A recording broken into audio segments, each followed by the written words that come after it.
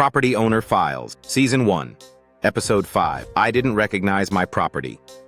After the tenant left, is being a landlord really worth it? Real estate looks predictable on paper. Rent comes in. Mortgages get paid. Equity grows. Until the tenant leaves, and the property you get back isn't the one you rented out. Welcome to Property Owner Files. Real stories from property ownership that went horribly wrong. I didn't recognize my property after the tenant left. The tenant gave notice. No drama, no eviction, no warning signs, just a clean exit, or so it seemed. When the landlord unlocked the door for the final walkthrough, they expected wear and tear. What they found instead didn't look like their property at all. Today's story is about move-out shock, the kind that hits landlords hardest because it comes after you think the risk is over.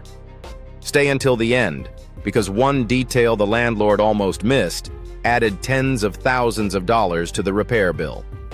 Expectations versus reality. The tenant had lived there for years, paid rent mostly on time, minimal complaints, no obvious red flags. So the landlord walked in expecting scuffed walls, maybe carpet stains. Instead, it felt like stepping into a stranger's house. Walls discolored, floors warped, fixtures missing. It wasn't vandalism. It was something worse. Neglect. Years of small issues ignored, stacked on top of each other. The kind of damage that doesn't scream. It whispers. And that's what makes it dangerous. If you're still watching, the kitchen is where things get worse. The slow damage adds up. Cabinet doors hung loose. Countertops were swollen with water damage. Appliances barely worked, if they worked at all. Leaks that were never reported had been active for months, maybe years. Moisture crept behind walls. Mold spread quietly. Wood rotted from the inside out. This wasn't abuse. It was indifference.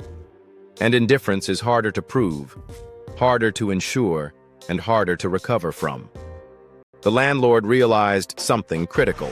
Tenants don't always destroy properties violently. Sometimes they destroy them slowly. And the worst damage hadn't been discovered yet. The hidden problems. Contractors were called. Inspections began. That's when the numbers started climbing. Subfloor damage from long-term leaks. Electrical issues caused by moisture exposure. Pest activity inside walls and vents. The tenant never complained, never asked for repairs, never reported problems, which meant the landlord never had a chance to stop them early. Insurance pushed back. Security deposits barely made a dent. The cost wasn't cosmetic. It was structural. Still watching? One room changed everything. The room that sealed it, the bathroom.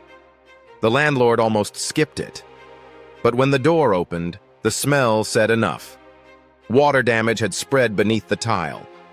The toilet rocked loose from the floor. Mold climbed the walls behind the vanity. Years of minor leaks had turned into a full teardown. That single room alone required full demolition, new plumbing, mold, remediation, structural repair. What looked like a routine turnover turned into months of work. And this wasn't a nightmare tenant. This was an average one. The real lesson of move-out shock. This is why move-out shock hits landlords hardest. Because it feels unfair. You didn't do anything wrong. You trusted the tenant. You assumed silence meant everything was fine. But in real estate, silence is often damage growing in the dark. The landlord didn't lose money because of eviction. They lost money because problems went unreported and unnoticed. In the next episode, we zoom out. After rent stops, after tenants leave, after damage adds up, is being a landlord actually worth it? This tenant didn't destroy the property in a rage. They destroyed it by doing nothing. In the next file, we ask the question every landlord eventually faces. Is owning property really worth the risk? Click the next episode to open the next file. This is Property Owner Files.